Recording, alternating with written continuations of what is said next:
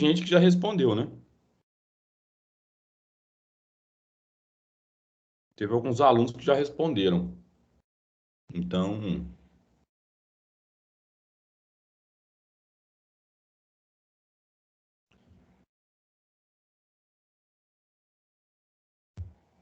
tá, pessoal, então 7h50, vamos começar aqui. Bom dia a todos e todas que chegaram agora, que estão chegando. Espero que estejam bem. Então, antes de mais nada, eu só queria dizer que agora eu estou com o meu celular disponível para vocês aí no Zap Zap, né? Só que eu deixei ligado das 7 às 19, tá? Então, se eu não responder, vocês não acham ruim, não, depois desse horário. Tá? Então, assim, assim que eu ver a mensagem, seja no Teams, seja aqui, eu já respondo rapidamente, tá? Então, vamos lá. Vamos começar agora, então, de fato, a primeira aula de filosofia desse ano fatídico. A ideia aqui é compreender, então, o discurso mágico, mítico, religioso, né? Como uma das formas de organização do mundo. O que que vem a ser esse discurso? Bom, eu vou tentar deixar ele bastante claro ao longo dessa aula, né? Para que não fique dúvidas. Mas já adiantando, é esse discurso que busca organizar o mundo conforme um princípio não racional. Tá claro? Tá? Uhum. Não, então Eu tá. acho que sim. Tá me escutando, professor? Tô escutando, tô escutando. Beleza, obrigado. Renan, tô escutando, Renan. Então tá, pessoal, então vamos lá, vamos dar seguimento. Como eu acabei de falar, esses slides já estão disponíveis no Moodle de vocês, tá? Na plataforma do Moodle, tá bom? Então nós vamos começar a falar sobre mito e religião. Algumas das questões feitas, algumas dúvidas, na verdade, comentários feitos sobre a atividade, e não estou falando do formulário, tá? É, Colocaram que havia dúvidas entre o sentido de religião e filosofia, entre, digamos, por que que existiam tantas religiões no mundo, né? Eu acho que foram muitas questões muito boas que apareceram, tá? Então eu vou tentar sempre fazer alguma referência às dúvidas de vocês, tá? Então, antes de mais nada, vamos começar com essa charge. Vocês estão vendo direitinho a tela? Sim, sim. Tá, então, ó, aqui no primeiro quadrinho, esse quadrinista é um quadrinista, eu sigo ele no Instagram. E eu acho o trabalho dele sensacional. O trabalho dele, ele tem uma série de deuses, né?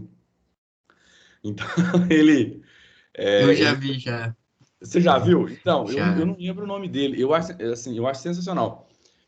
E teve um trabalho, ele fez um de orixás também, né? E eu lembro que ele desenhou o Xalá, né? E o Xalá brigando com Deus. Eu acho sensacional. Assim, é de muito bom grado, sabe? Eu acho que é de muito bom. Como é que fala? Ele é muito respeitoso, é um humor assim bacana. E eu acho que nós temos que ter temos que ter em mente, né, que eu acho que a gente também tem que rir da nossa religião, né? É claro, né? Desde que feito com muito respeito isso, né? Eu acho que uma coisa é você desrespeitar, outra coisa é você fazer uma piadinha envolvendo a religião. Então, enfim, o que acontece? Esse personagem é o Sócrates. A gente vai ouvir falar muito desse filósofo nesse ano, tá? E aqui é um pouco da explicação sobre como a filosofia, o pensamento filosófico, ele não substituiu, tá, pessoal? Porque tem muito professor de filosofia que fala que substituiu, e não substituiu, porque mito e filosofia conviviam. Mito, filosofia e religiosidade conviviam lá na Grécia Antiga. Então ele vai falar sobre como a filosofia ela modificou essa perspectiva de compreensão do mundo, né?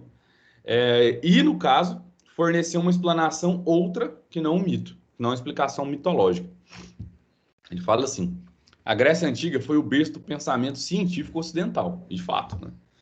Não bastava mais a chuva ser um Deus chorando, né?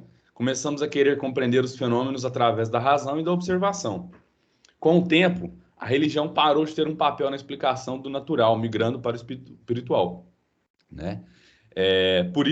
Aí Zeus, né? Por isso que eu vou explodir essa sua careca.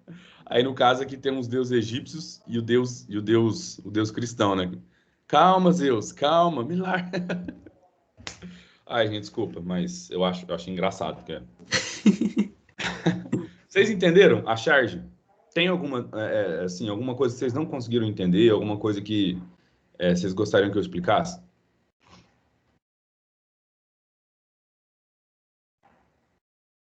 Nada? Isabelle, você que já estava acordada às 5 horas da manhã. Renan, Creio, vai lá, fala. eu creio que bastante gente vai ter, só que ninguém vai falar, hein? Então, é exatamente isso que eu quero que vocês entendam, que vocês não precisam ter dúvida aqui, porque depois aí uma pessoa faz uma pergunta para mim no WhatsApp, é a mesma dúvida de diversas pessoas. Então não fiquem com medo não, gente. Vamos lá. Se não tiver, eu vou passar. Tá bom, então. Tá, então, no princípio era o quê, né? No princípio são as duas palavras, né, utilizadas na Bíblia, né? Então, no princípio era, não lembro o que que era, mas no princípio, então, oi, Renan. No princípio, então, era o mito, né? E o que que é o mito? O mito normalmente é uma narrativa de teor fantástico, de teor fantástico e simbólico, e que normalmente vai utilizar de personagens ou seres que vão incorporar a força da natureza e as características humanas. Algo ou alguém cuja existência não é real ou não pode ser comprovada. Então, é uma definição muito simples do que é o mito, uma definição do dicionário, né? Mas nós vamos aprofundar um pouquinho mais, tá? Então, o mito, primeiramente, ele vai se configurar como uma forma primeira, a primeira forma de organizar e compreender a realidade. Como assim? Reparem que eu estou utilizando o termo, a palavra primeira e não primitivo. Por que primitivo? Depois da década de 50, 40, com o desenvolvimento da metodologia da antropologia, que vocês estão estudando agora com o professor Michael, né? Então, com o desenvolvimento da antropologia no século XX, no século passado, esses termos primitivos, civilizados, eles começaram a não fazer mais sentido, tá bom? Então, quando a gente fala que o mito é uma forma primeira de organizar e compreender a realidade, nós estamos dizendo que essas narrativas buscam explicar o surgimento dos fenômenos sendo observados pelas pessoas. Então, como dito lá naquela charge, né? Então, aqui, ó, não bastava mais a chuva ser um Deus chorando, né? Então, assim, eu estou muito longe, nós estamos muito distantes daquela realidade da Grécia Antiga, né? Como, digamos, foram criadas essas narrativas, né, para a explicação, por exemplo, da chuva.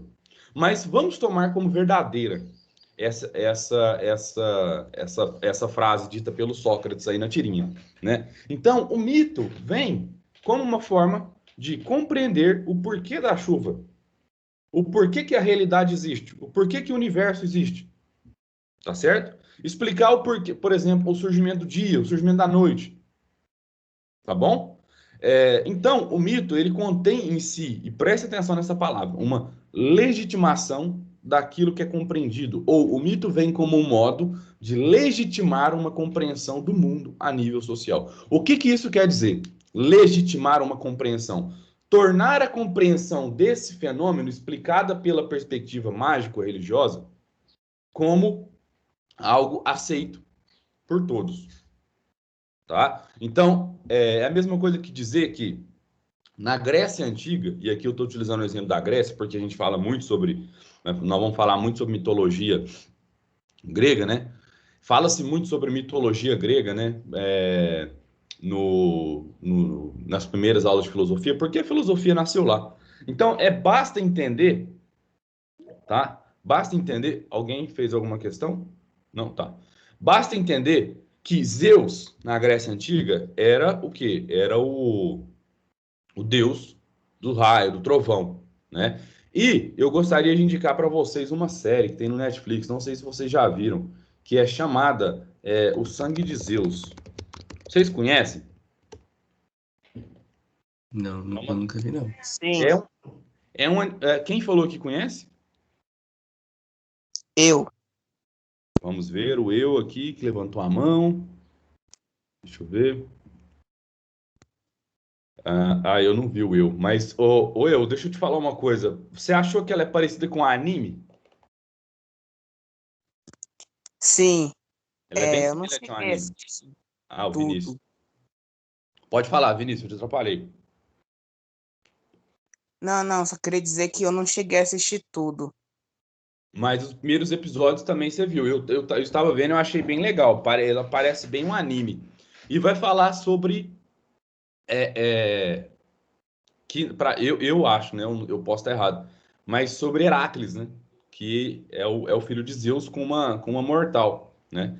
E lá explica muito bem como que esses deuses habitam, digamos, esses fenômenos que ocorrem no mundo, né? Então, Zeus é o deus cujo poder é o raio, cujo poder principal é o raio. E vamos lembrar que Zeus também é o deus supremo do Olimpo, né?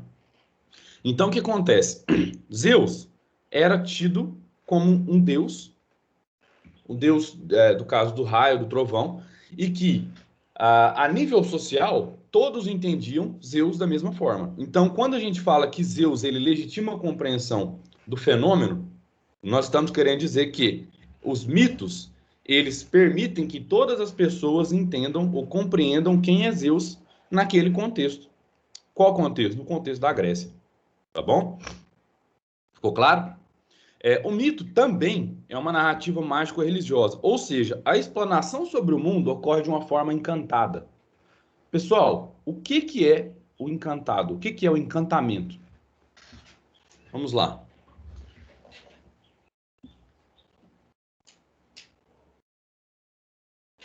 O que é o encantamento? O que é o encantado?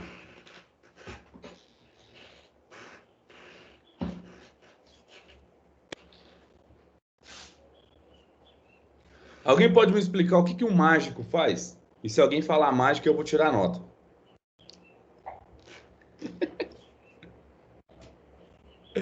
O que um mágico faz?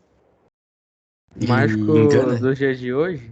O Ilusionista? mágico do dia de hoje. Alguém falou engana. Alguém falou engana. Ele meio que engana, né, na minha concepção. Não é que Além, engana, sabe?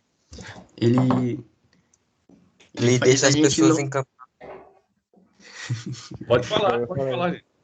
Não, falaram aí, deixa ele terminar de falar. O que foi que falou? Eu acho que foi o Alexandre. Alexandre, vai lá. não fui eu não, mas eu vou completar a frase aí de alguém, beleza. Além de mágica que ele faz, ele encanta também as pessoas. Exato. Renan, o que você ia falar? Não, tipo, que eu falei que ele enganava. Não que ele engana, sabe? Ele tenta... Ele nos distrai, posso dizer. Isso, Tira a nossa distrai. atenção. Isso, perfeito. O movimento que a gente olhando, ele explicando é fácil, mas na hora... Aquela mágica mais simples que todo mágico acaba fazendo, né? E que é muito conhecido. Quando a gente fala de mágico, a gente acaba falando necessariamente de tirar o coelho da cartola. O que isso significa, né? Alguém falou encanto, ele nos engana, ele trabalha com ilusão. O mágico, na verdade, ele traz de outra realidade algo que não existia nessa. Certo? O mágico, ele é aquele que... e eu estou falando no sentido mais amplo, não no mágico ilusionista só desse dos dias de hoje. Mas o mago é aquele que tem acesso a uma outra realidade e traz para a nossa aquilo que nós não temos conhecimento. Ele aplica o princípio da transformação sobre a nossa realidade, trazendo isso que não existia. Vocês entenderam? Gente, se a gente for parar a pensar, o mágico hoje... Não, Guilherme, conforme nós falamos na aula passada, nós vamos trazer a aula para 7h50 e a gente vai até mais ou menos 8h40, tá bom? Ó, acabou de começar, fica tranquilo, tá? Mais para frente eu vou tirar a lista de presença, tá bom? Então, pessoal, esse é o encantamento. O encantamento é isso. É você... Tá, não, tudo bem, Pedro. Sem problema, tá? Ó, tá sendo gravado, eu vou disponibilizar para vocês lá no Moodle, e os slides também já estão no Moodle, viu, Guilherme e Pedro? Pode ficar tranquilo. Então, o mágico, no momento em que ele encanta, ele transforma essa realidade conforme aquilo que ele quer. Tá? Então, vamos entender, né? Vamos entender também digamos, o perfil do mágico como tendo essa possibilidade de fazer essas transformações no mundo em que ele habita, tá bom? Esse é o encantamento, na verdade, além disso, ele diz também sobre as múltiplas camadas simbólicas que existem na nossa realidade. Anésio, não entendi o que você falou. Basta entender o seguinte: nesse momento em que o mundo ainda era explicado por essas narrativas, nesse momento em que o mundo ainda era habitado por esses seres mágicos, né? Vocês não concordam comigo que existiam, então, diversas camadas de compreensão dessa realidade, diversas formas de se entender esses distintos personagens? E aqui eu vou dar 2 tarefas para vocês, mas essas tarefas não são para mandar relatório, é para vocês assistirem. Tem uma série no Netflix que é A Cidade Invisível, que é uma série brasileira, que é sobre a mitologia brasileira. E a outra é American Gods. Ambas as séries falam sobre seres mitológicos que habitam o nosso mundo, a nossa realidade. Tá? A Cidade Invisível é sobre os mitos brasileiros, o que é bem bacana, mas a série em si, ela peca em algumas coisas, mas isso é outra coisa. Mas eu quero que vocês entendam o que tanto a Cidade Invisível e American Gods deixam transparecer pra gente, que esses seres, eles habitam a nossa realidade.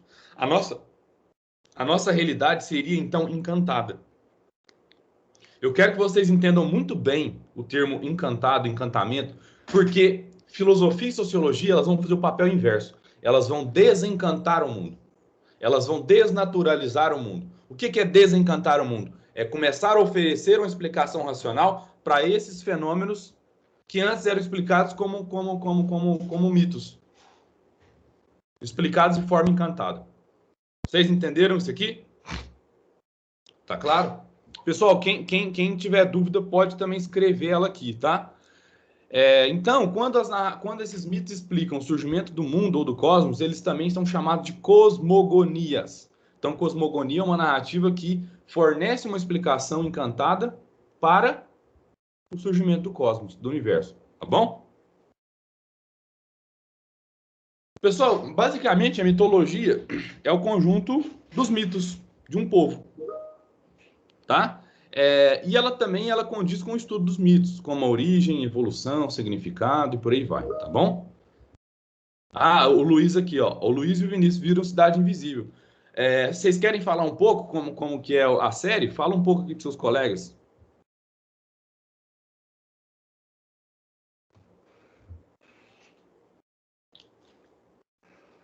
Eu diria que Cidade Invisível é bem legal, né? Justamente por causa disso, porque até o pessoal de outros países gostaram da série que trata sobre o nosso folclore. Uhum. Ô Vinícius, você da mesma forma que eu, você também não tinha alguma noção do folclore brasileiro? Não, eu tinha, só que era mais em outra época, então eu meio que tava redescobrindo, assim. Isso. Por exemplo, o Ótimo. personagem lá, que é o Tutu, eu não sabia quem que ele era, eu descobri só a partir da série. E depois fui dar uma pesquisada a mais. Bacana, muito bacana, Vinícius, muito obrigado. Eu acho que da mesma forma que vocês, a gente tem aula de folclore quando a gente é criança.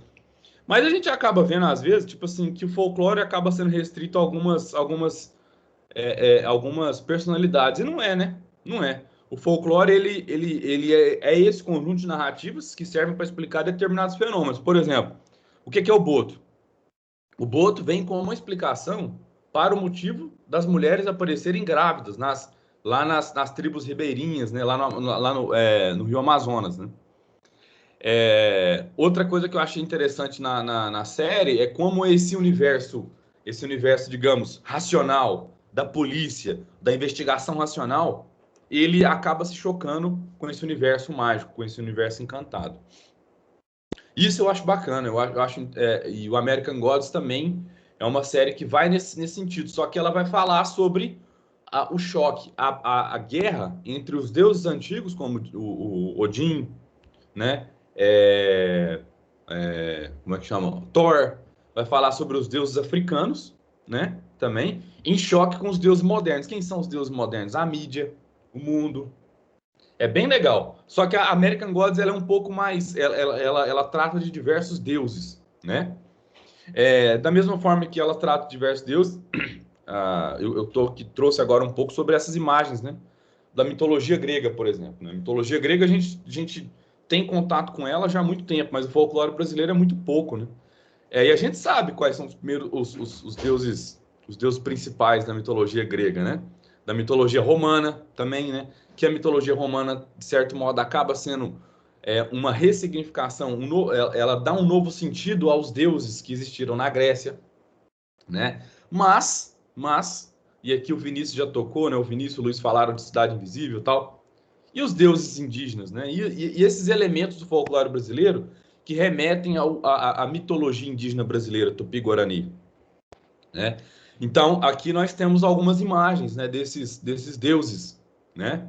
Dos deuses, dos personagens. E olha quem tá aqui. Olha os pés. Quem que é essa figura do folclore? Curupira? Isso, exatamente, o Curupira. E essa aqui? Rainha das Águas, É a Yara? Ótimo, Renan. Essa aqui é a Yara. Alguém falou baixinho aí. Então, pessoal.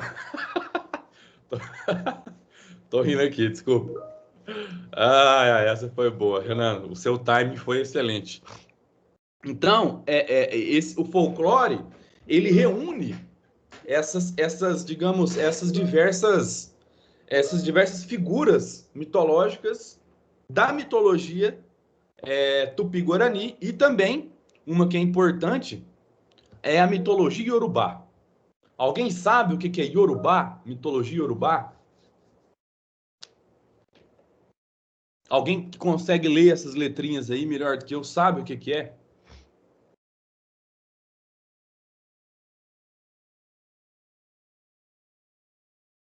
É um conjunto de crenças que inspirou o candomblé? Muito obrigado, Gabriela. Não só o candomblé, mas a Umbanda também, porque a Umbanda, não sei se vocês sabem, é a religião tipicamente brasileira, a religião que nasceu no Brasil, porque ela vem do encontro, né? Ela vem do encontro da mitologia urubá com o espiritismo kardecista que é encontrado aqui no Brasil, né? Então essa mistura acaba sintetizando a Umbanda, tá bom? Muito obrigado, Gabriela. A mitologia urubá, então, como a Gabriela falou, ela é um conjunto de crenças, de mitos, né? Que eles remetem à África Oriental, que é ali a região se eu não me engano, do Benin e da Nigéria, tá? Então, eu não sei se cheguei a falar aqui brevemente, mas teve uma turma que eu falei rapidamente sobre o candomblé. Mas o candomblé é uma religião de matriz africana. Por que matriz africana? Porque estamos observando o que a Gabriela falou, né? Porque matriz africana, porque ela vem do continente africano. Os princípios do candomblé vêm do continente africano, mas eles não são africanos. O candomblé não é uma religião africana. É uma religião que descende, que é uma religião que ela tem os princípios das religiões tradicionais de orixá na África, mas ela não é uma religião africana. É uma religião de matriz africana, tá bom? Então, assim, o candomblé é uma religião cujos princípios, cujos mitos, cujos ritos, nós vamos ver essa palavra daqui a pouco, porque rito e ritual são semelhantes, cujos rituais eles, de algum modo, eles vêm da África, mas eles não são limitados a essa vinda. Por exemplo, uma coisa curiosa, né? Que muita gente, inclusive, que é do candomblé, não sabe. O milho.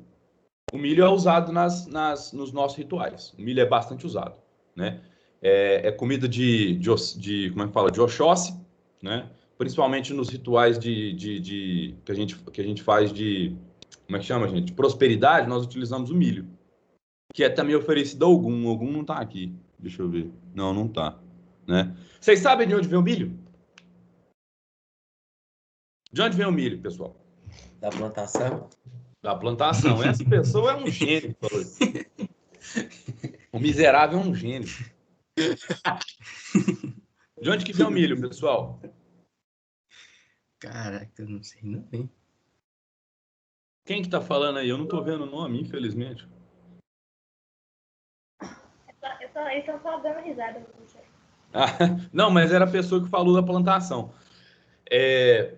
Pessoal, o milho é um alimento que ele foi... eu não vou falar... Essa palavra é meio difícil, mas só para você entender, domesticado, ele foi utilizado em suas diversas cores, diversos tipos de espécies, pelos índios, os indígenas americanos.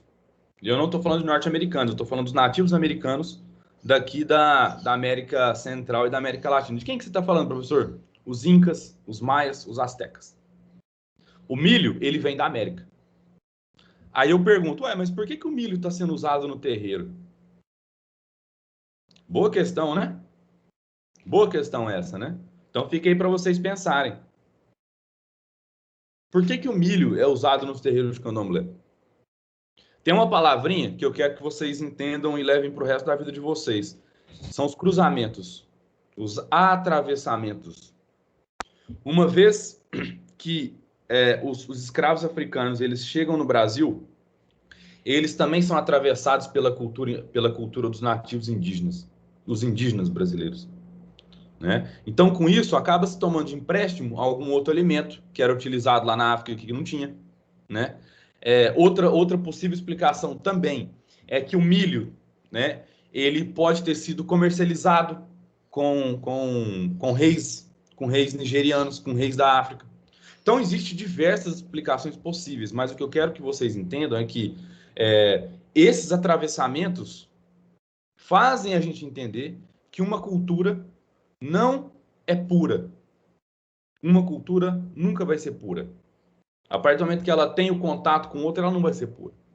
Tá bom? E nesse sentido, a mitologia iorubá, né, como a Gabriela bem colocou, é o conjunto de mitos, né, dessa região ali, né, da região de Oiô, que é na Nigéria, né, aquela África Oriental ali, né, ela é praticamente a base da crença dessas pessoas, tá bom? Vocês entenderam? Mas qual que é a relação do mito com a religião? Alguém poderia me falar se mito e religião são a mesma coisa?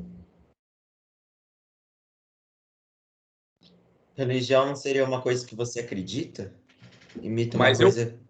pode falar, Pedro. Você tá certo. O mito seria uma coisa que não existe, mas é um mito. Como posso falar? Pessoas acreditam que é um mito. Sim, Pedro, deixa eu te falar uma coisa. Ontem fazendo essas aulas, eu vi muita explicação de que, tipo, o mito a gente não consegue identificar se ele... A gente não consegue verificar. O termo é esse aqui, ó, verificar. A gente não consegue verificar se ele é verdadeiro ou falso. Enquanto a religião a gente acredita. Mas eu acho essa explicação, não a sua, tá? Mas a explicação que eu vi ontem, eu acho essa explicação meio equivocada, né? Porque se é uma narrativa, né? Eu acho que não tem que explicar se ela é verdadeira ou falsa. Por exemplo, ninguém questiona se Harry Potter é verdadeiro ou falso. Todo mundo se deixa levar por aquele universo ficcional, né? O mito da mesma forma, só que o mito tem uma função que é muito mais profunda do que a do Harry Potter. Enquanto o Harry Potter é um livro, né, que as pessoas leem, nossa, que legal, né, uma distração. O mito, na verdade, ele fundava um conhecimento. E essa é uma coisa que eu gostaria que vocês entendessem, tá? Tanto a religião quanto o mito, que eu vou explicar qual que é a diferença, eles implicam no conhecimento. Aqui tá escrito que os gregos tinham as respostas fundamentais. Não são só os gregos, mas todo mito ele traz essas respostas fundamentais para grandes questões da existência. Eu não entendi. Oi? Quem falou? Não entendi. Renan, não entendeu? Renan, é o seguinte, o mito, ele como narrativa, ele vem para explicar não só o surgimento dos homens ou dos fenômenos que ocorrem, mas, em algumas circunstâncias, eles vêm para fundar né, para ajudar a criar. Quando eu falo fundar, eu estou falando ajudar a criar, ou fundamentar. Os mitos, eles também fundamentam práticas sociais. O que são essas práticas sociais? Então, existia na Grécia Antiga, né, práticas sociais que elas giravam em torno de fazer oferendas aos deuses. E o mito é um tipo de história heróica, a religião baseia-se em acreditar em alguém ou algo. Muito bom, Isabelle, muito bom. Então, Renan, essas práticas sociais, elas levavam, digamos, de certa forma, identidades dentro como é que chama? Das sociedades antigas. Então, né, existe a pessoa que faz oferenda, existe a figura também que a gente pode conhecer como, por exemplo, o xamã, o sacerdote, né? E essas pessoas, elas tinham, de certo modo, um status social de prestígio. Então, veja só, o mito, quando ele é colocado em prática, porque o mito não é só, ele também é uma narrativa, mas ele não é só. Ele ajuda na formação de rituais que vão dar bases para o surgimento daquela sociedade. Entendeu, Renan? Vamos colocar da seguinte forma, por exemplo, a gente não pode deixar de falar sobre a mitologia judaico-cristã. O que vem essa mitologia judaico-cristã? O conjunto de narrativas que explicam o surgimento do mundo, o surgimento do universo. E o mais importante, a mitologia judaico-cristã, ela também vai fornecer as tabuletas sagradas, que são os 10 mandamentos. Os 10 mandamentos, eles se firmam como um conjunto de crenças, não são crenças, mas de regulação moral ou regras morais para aqueles que acreditam na religião. Para aqueles que acreditam nessas narrativas. Então, o mito, ele também vai fornecer respostas para o que devemos esperar, da mesma forma que a religião. Você entendeu, Renan? A diferença entre a religião e o mito, como a Isabelle já bem ponderou, é que o mito é a narrativa. A religião, ela vai se basear na crença de um ser por uma divindade. E o conjunto de rituais existentes aí. Esses rituais, eles podem estar fundamentados no mito. Você entendeu? Não. Não entendeu? Tá, ó. Eu vou colocar de uma forma bastante direta, só para você entender. E aqui eu não estou criticando crença de ninguém, tá? Isso aqui é outra coisa. Mas na Bíblia está lá falando que o surgimento do homem, por exemplo, se deu a partir da modulação do barro, né? Por Deus, né? Essa é uma narrativa para a explicação do homem. Essa poderia ser na verdade, essa é uma narrativa de explicação do surgimento não só do homem, mas do universo como digamos, como um todo, né? Essa explicação é uma explicação fantástica, é uma explicação encantada. É uma explicação que funda uma crença. Luiz, não. Porque, como a Isabelle colocou aqui em cima, tá? O mito, ele é essa narrativa que pode fundamentar a religião. Você entendeu? O mito é a narrativa que fundamenta, que dá base para aquela religião, para a crença naquela religião. Você entendeu, Renan? Você ia falar uma coisa. Não sei se tem algo a ver, mas, por exemplo, seria a mesma coisa com o Big Bang, por exemplo? Então, a diferença é que o Big Bang é uma teoria, é uma hipótese de criação do mundo, que ela é assegurada pela religião. Entendeu? Essa é a perdão, pela ciência. Big Bang é uma hipótese científica de surgimento do mundo. É uma hipótese verdadeira? É uma hipótese válida? É uma hipótese válida. Mas, com o desenvolvimento da ciência, a gente tem visto que existem outras hipóteses que são mais plausíveis, que vêm sendo mais plausíveis, ou não mais plausíveis, mas que complementam essa explicação do que é o Big Bang. Entendeu? O mito, na verdade, ele não vai explicar racionalmente o surgimento do universo, mas ele vai explicar como, do nada, surgiu algo. E de uma forma mágica, de uma forma encantada. Aí, o Luiz colocou essa questão que eu acho que talvez aqui possa ter te confundido, Renan. Né? O mito poderia ser uma religião, então? Não, o mito é a narrativa que pode vir a fundamentar uma religião. Essa Então, narrativa, a religião vem de um mito, pode dizer. na verdade, a religião vem da crença de que aquele mito é algo, digamos, certo, é algo que existe, Ah, tá. Agora entendeu? entendi. Aí, a religião não é só a crença no mito. Por que o mito não pode ser uma religião? Elisa, muito bom, tá? Muito boa pergunta. Porque a religião, Ah, ela o é... meu chat não tá aparecendo as mensagens. Oi? Não tá aparecendo. A Júlia levantou a mão. Júlia, você quer fazer a sua pergunta junto com a da Elisa para a gente responder aqui? Ô, professor, então o mito seria como se fosse o primeiro passo para formar uma religião. Exato. Você falou, você explicou muito bem. O mito seria, digamos assim, o primeiro passo para a crença. Mas, pessoal, ó, presta atenção e vamos pegar o gancho aqui, a questão da Elisa, né? Por exemplo, a gente está falando de mito, folclore e tal. O folclore é um conjunto de narrativas que não necessariamente ele permite a crença numa religião, correto? Então, por exemplo, até onde eu sei, a Yara ou a Cuca, elas não têm um grupo de pessoas que... como é que eu posso falar isso? Não existe um grupo de pessoas que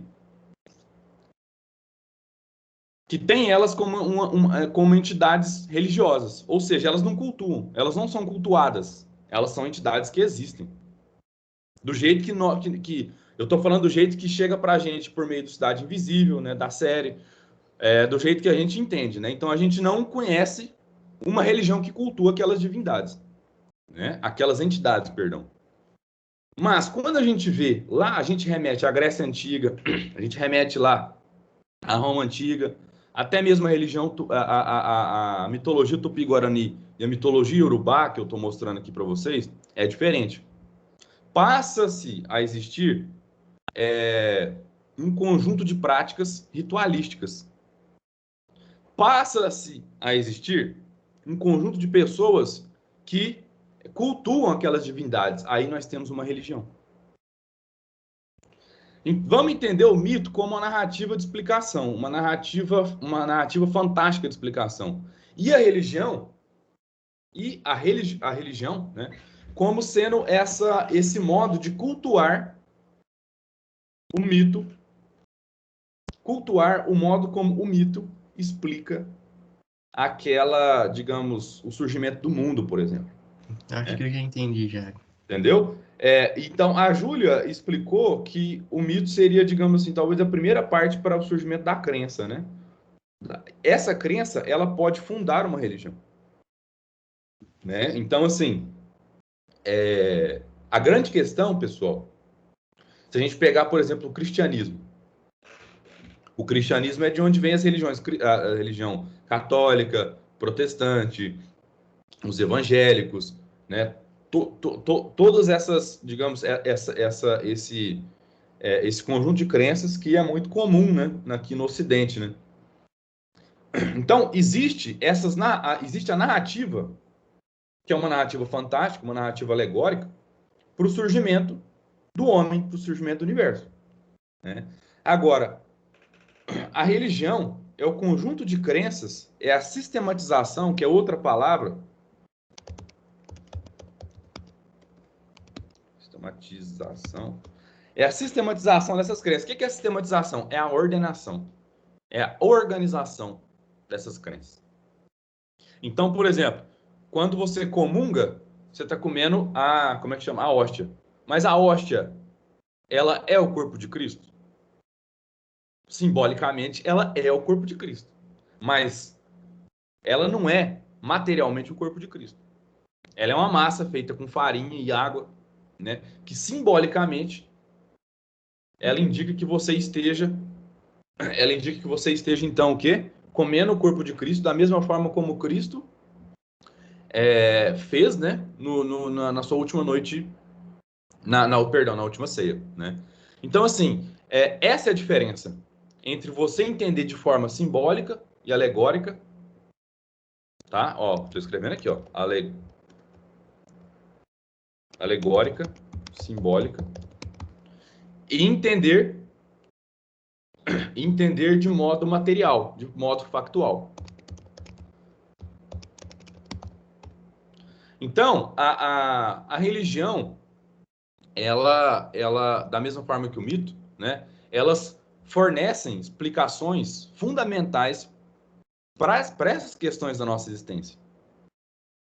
E é por isso que eu acho muito importante a gente estudar religião, a gente falar sobre religião, né? Porque eu hoje, nos meus 33 anos, eu entendo que a religião é uma dimensão muito importante do homem, dos homens e das mulheres, né? Eu falo do ser humano em geral, né? Porque a religião ela vai fornecer, por meio do seu conjunto de crenças, e toda religião, né? Ela é um conjunto sistemático de crenças. Vamos lembrar disso, tá? Vamos lembrar disso. Toda religião é um conjunto sistemático de crenças, né? Então, a religião, com seu conjunto sistemático de crenças, ela vai ajudar e vai fornecer respostas para a nossa realidade, para as grandes questões que nos angustiam, tá certo? Então, aqui eu tenho uma imagem que fala um pouco sobre essa diversidade religiosa no Brasil. Então, nós temos aqui os católicos, né? Os judeus ortodoxos, os muçulmanos, budistas, as religiões de matriz africana, a religião da pagelança, né? Dos pajés, e os evangélicos, ou protestantes, tá bom? Por fim, que eu quero terminar aqui, para a gente abrir para questões. Nós vamos terminar aqui, tá? Então, qual que seria a diferença, viu, Elisa, da mitologia? A mitologia deriva do termo grego mitos, que significa nada mais do que uma narrativa ou discurso. Olha só, o mito é uma narrativa, é um discurso. Já a religião, ela não pode ser tratada como mitologia, porque a religião não é simplesmente a crença ou a fé que algo que eu não percebo, ou seja, transcendente, exista. Não é a crença não é a crença que eu tenho de que Deus existe. Porque vocês não concordam, eu posso ter a crença de que a Yara ou a Cuca existam. Mas o fato de eu acreditar que elas existam não significa que eu cultue essas entidades. Vocês entenderam? Renan, você entendeu? Porque você tinha ficado com dúvida exatamente aqui. Eu posso acreditar que a Yara e a Cuca existam, mas o fato de eu acreditar que elas existam não significa que eu tenha uma religião em que eu cultue essas duas entidades. Uhum. Elisa, você entendeu isso? A Elisa e o Luiz, né, que fizeram perguntas semelhantes no momento certo. Vocês entenderam? Tá. O segundo ponto de diferença entre religião e mitologia é que a religião ela é baseada em uma instituição que vai seguir rituais e tem o código moral e de conduta. Então, esse é o ponto importante. O mito, ele pode até falar, ele pode até fornecer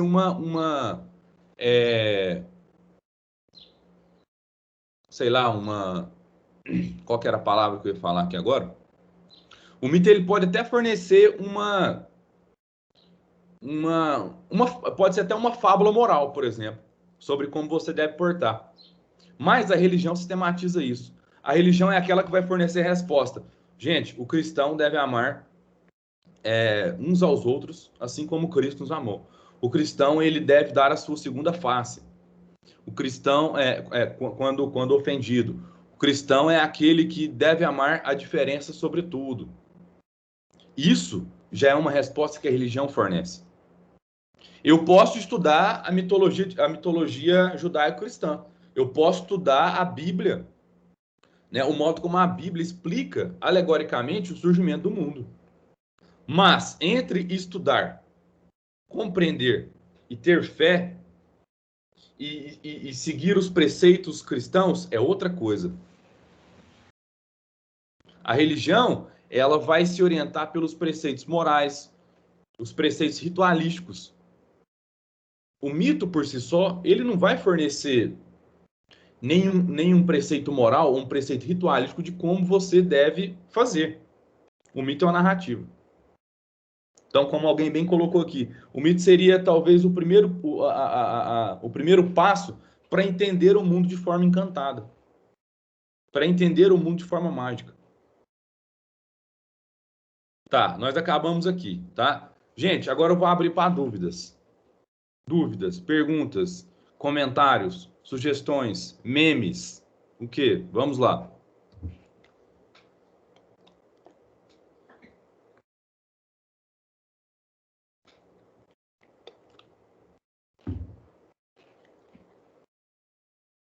Professor, Oi. mas então eu posso falar que o mito seria a história heróica, a história encantada, e continuar dizendo que a religião seria uma crença minha em algo? Pode, pode. E, além disso, Isabelle, você pode acrescentar que a religião, ela fornece uma resposta para a seguinte pergunta: o que devo esperar?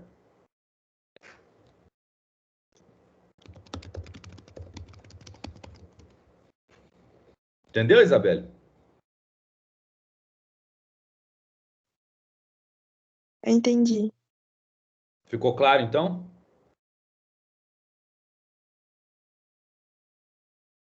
Pessoal, mais alguma questão? Mais alguma colocação? Mais alguma dúvida? Ô, professor, igual Oi. você falou do candomblé, então ele foi criado no Brasil. Foi. É engraçado porque é o seguinte, orixás são entidades divinas que são bastante semelhantes aos santos na Igreja Católica. Por exemplo, eles não são deuses, porque existe um Deus supremo, tá? Mas eles são santos, e cada um deles corresponde a uma determinada... eu não vou falar um fenômeno, mas corresponde a uma determinada força. Então, por exemplo, deixa eu voltar aqui só para falar um pouco. E você vai ver que é muito característico nesse tipo de religião. Por exemplo, o Xumaré, né? Aqui, ó, o Xumaré, que ele é representado pelas cobras, né? O animal que representa o Xumaré é a cobra. E é o arco-íris, né? E ele significa renovação, né? Aqui, Ogum. Ogum é um dos primeiros orixás que veio à Terra, e a função dele era povoar a Terra, né? Ogum é responsável pela transformação. O orixá da tecnologia, da forja, da espada, do ferro, né? E por aí vai. Então, o que acontece? Esses orixás, o conceito, a ideia, como é que eu posso falar? O conceito, a ideia, os orixás, eles já existiam em África, lá no continente africano. E cada um, de certo modo, correspondia, sim, a uma determinada coisa no mundo. Da mesma forma que eu falei que Ogum, né? Como, por exemplo, como eu disse, Ogum, ele corresponde à forja, à tecnologia, aos caminhos, né? E o Xumaré é o arco-íris. Então, esses orixás, né? Eles foram trazidos para o Brasil. E aqui, esse culto, ele vai, Então, Gustavo? Oi. desculpa, então, posso dizer que ele foi adaptado no Brasil? Isso, você pode dizer sim que o culto ao orixá foi adaptado. E o candomblé é fruto disso, a Umbanda também é fruto disso, né? É fruto desse atravessamento, dessas adaptações feitas. Como, por exemplo, eu falei, né, sobre o milho. O milho é um alimento que a gente dá para o orixá. Só que o milho é um alimento que ele naturalmente ele é da América Central, da América Latina, né? Então, antes digamos, desse contato com talvez o europeu, com aquela região da África, ou a vinda do africano para cá, né? Possivelmente eles não usavam o milho. Entende? Então, tipo assim, o candomblé, da mesma forma que a Umbanda, e a Umbanda ela é um pouco mais nova, né? A Umbanda, ela, se eu não me engano, ela surge em 1920, ali, mas no Rio de Janeiro, 1910, 1920. Já o candomblé, as primeiras casas de candomblé, elas datam de 1840, 1850, aqui no Brasil, tá bom? Entendeu, Gustavo? Sim, obrigado. De nada. Pessoal, alguém mais?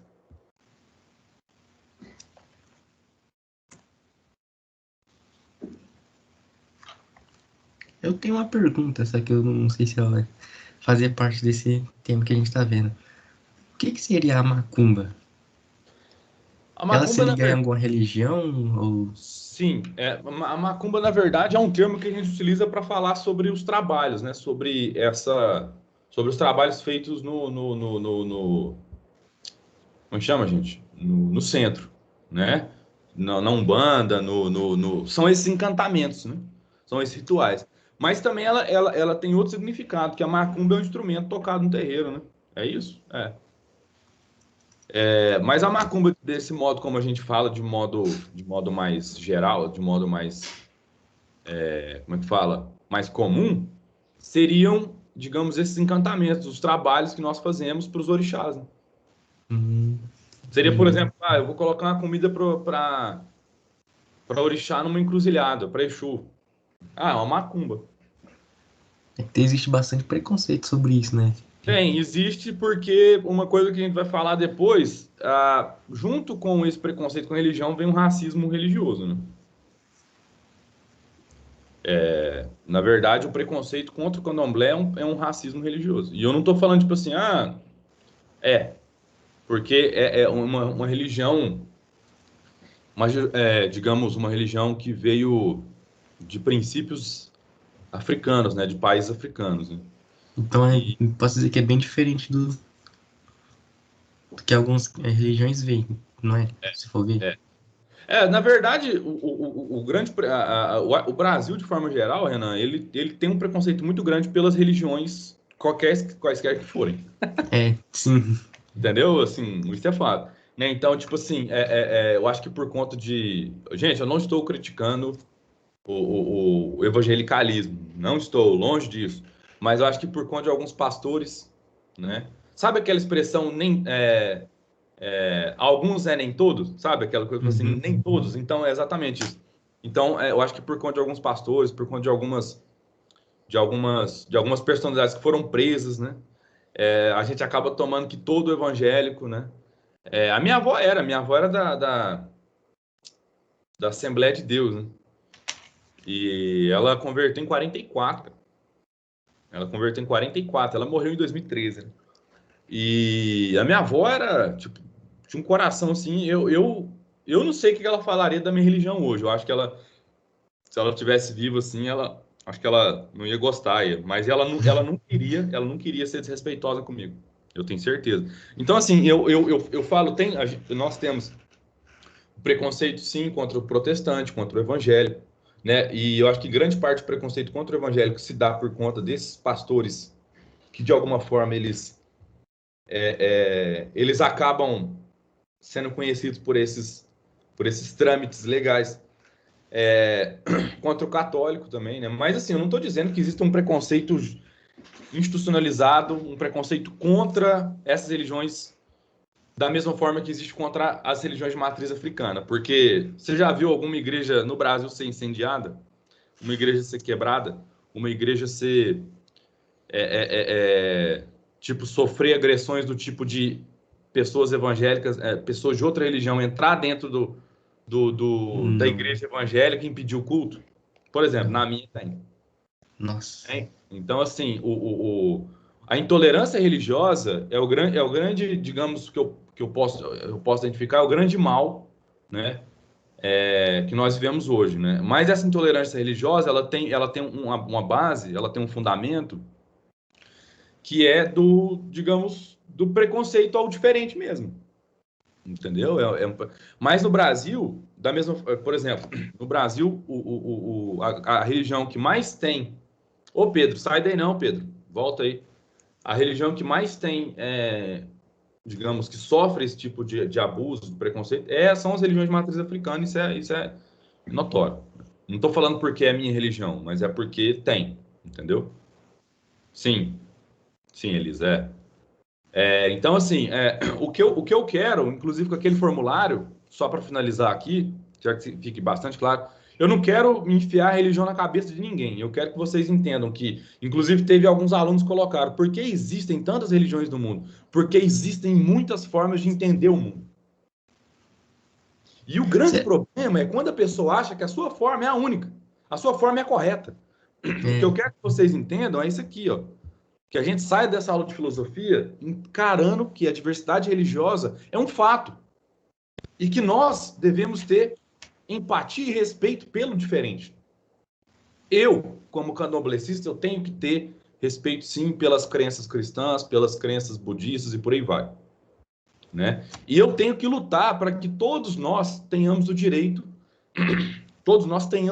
de culto no Brasil. Eu não posso dizer que a minha religião é a correta e só ela tem que ser respeitada. Não, é errado. O que nós temos que encarar é a diversidade religiosa. E quando eu pergunto para vocês qual outra religião vocês têm alguma curiosidade, não é para fazer a cabeça de vocês. É para que vocês passem a falar assim: nossa, eu tenho curiosidade pelo budismo. Vai estudar o budismo para você ver como é a forma de mundo dele. Mas o fato de você estudar o budismo não significa Significa que você segue aquela religião. É, exatamente. A ideia é essa. Com esse formulário, né, com o trabalho bimestral, é exatamente esse. Que a gente entende isso, entendeu? O senhor acha que daqui a alguns anos ainda vai existir religião, assim, ou vai criar novas? Como você acha que vai ser? Então, ótima questão. Eu acho que sim. Eu acho que a religião, na verdade, isso é uma coisa muito pessoal. A religião, ela é um aspecto muito importante da existência humana. Seja ela qual for.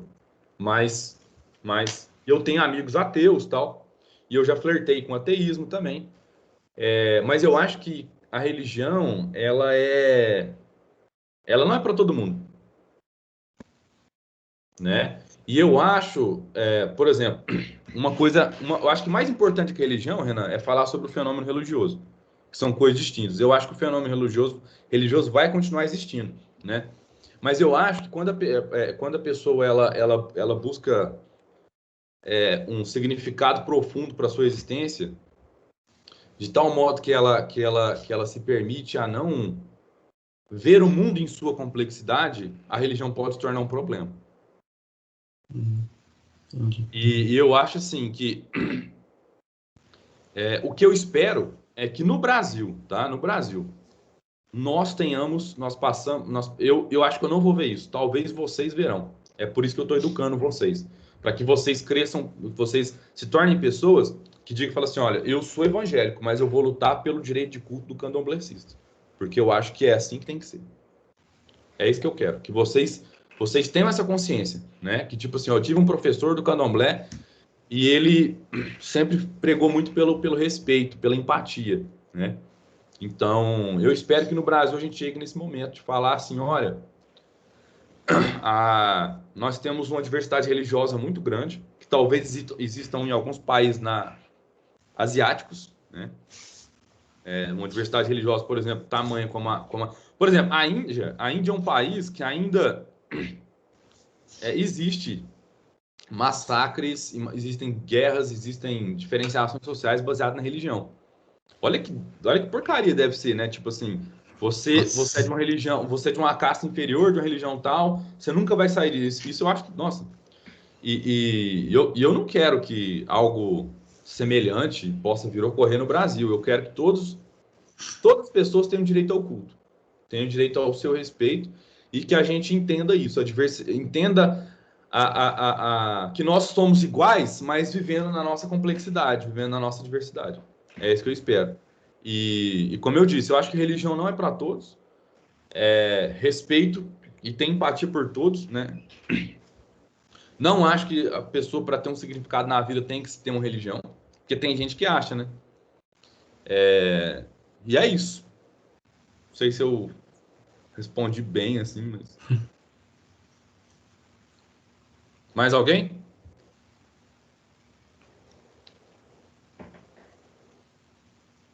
Mais alguma dúvida, pessoal?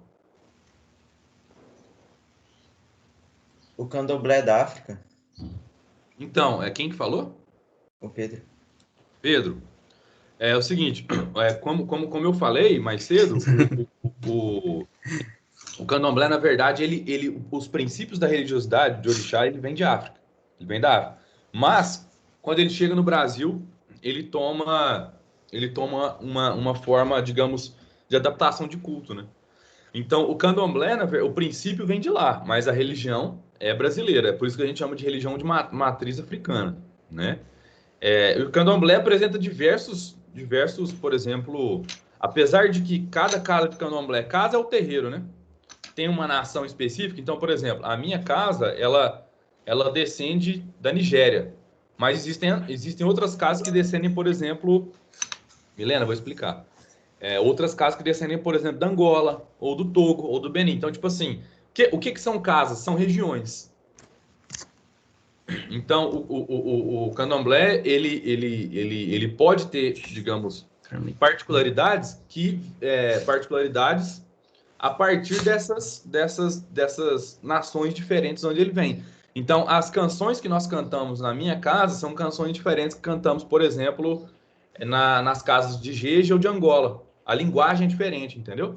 Então, assim, por mais que a gente ainda cante em Yorubá, que é a língua falada lá da Nigéria, né?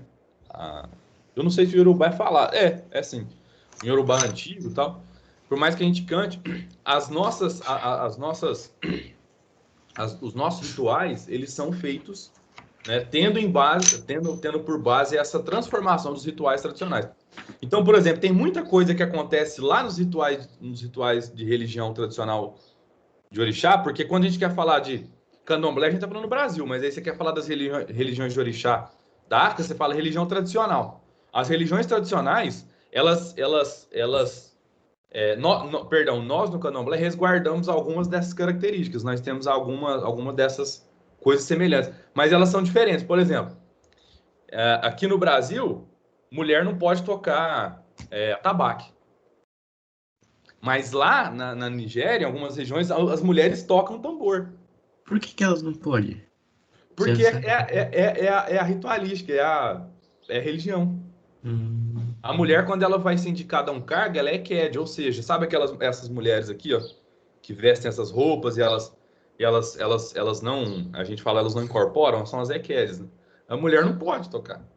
Você vê, tipo assim, tem as proibições, essa coisa toda.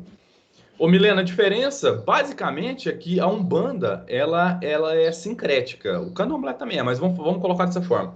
A Umbanda é sincrética, ou seja, ela mistura princípios da religião tradicional de orixá, do candomblé, do kardecismo, tá? do espiritismo kardecista e do catolicismo popular. O que é o catolicismo popular? Esse catolicismo, por exemplo, vocês devem saber, né? Tipo assim, tem uma tradição que eu acho muito bonita, duas, na verdade, no catolicismo popular, que é a festa Folia de Reis e o batizado na fogueira, que acontece normalmente nas festas juninas, sabe? Vocês conhecem isso? Não. Quem aqui conhece? Hã? Você falou batizado na fogueira? Alguém falou que conhece. Quem falou? Eu falei. E o que é o... Tem de vez em quando que a cidade faz. Pode falar, Folia o de Marcos, Reis. fala aí. Hã? Tem vez em quando que na minha cidade ocorre a Folia de Reis. Então, a Folia de Reis, para mim, é uma das festas populares mais lindas do Brasil. Mais lindas. Eu já fiz muitas fotos, tem lá no meu Instagram. Acho lindo, lindo, lindo, lindo. E é mais cidade interior que conhece. Então, por exemplo, tem algumas... Isso é bem interessante, porque tem algumas cantigas de Folia de Reis que são cantadas, por exemplo, em Congada. As festas de Congada, eu acho que vocês não conhecem. E, por sua vez, muita gente da Congada é da Umbanda. Então, tipo assim, tem essa mistura da Umbanda, do catolicismo popular, né? Congada, essas... Então, tipo assim, a Umbanda, ô Milena, é uma religião que vai ter elementos por exemplo, da pagelança, né? Vai ter elementos da religião tradicional dos índios, dos indígenas. Vão ter figuras que não tem no candomblé, como, por exemplo, o boiadeiro, que é um sábio, né? Um sábio que tocava boiadas há muito tempo, tal. Então, assim, a diferença são essas entidades, né? Ela flerta muito com o catolicismo, tá? Já o candomblé nem tanto. Mas isso é um assunto para outra conversa, porque tem muita coisa para falar sobre isso. Gente, mais alguma pergunta? Já é 8h54, hein? Já tá na hora de vocês descansar, porque vocês têm 10 minutos de aula aí. Pessoal, então é isso. Eu agradeço imensamente. Lembrando, os slides já estão disponíveis lá no Moodle. A aula foi gravada e eu vou disponibilizar para vocês, então logo eu organizo meus canais no YouTube. Então fiquem tranquilos, tá bom? Beleza. Então, pessoal, ótima manhã para vocês. Muito bom estar com vocês aqui. E um abraço. Falou. Falou. Tchau. Tchau. Tchau. Até mais. Tchau, pessoal. Tchau. Tchau. Tchau. Falou, professor. Falou, professor. Obrigado. Falou, gente. Bom trabalho para vocês. Boas aulas.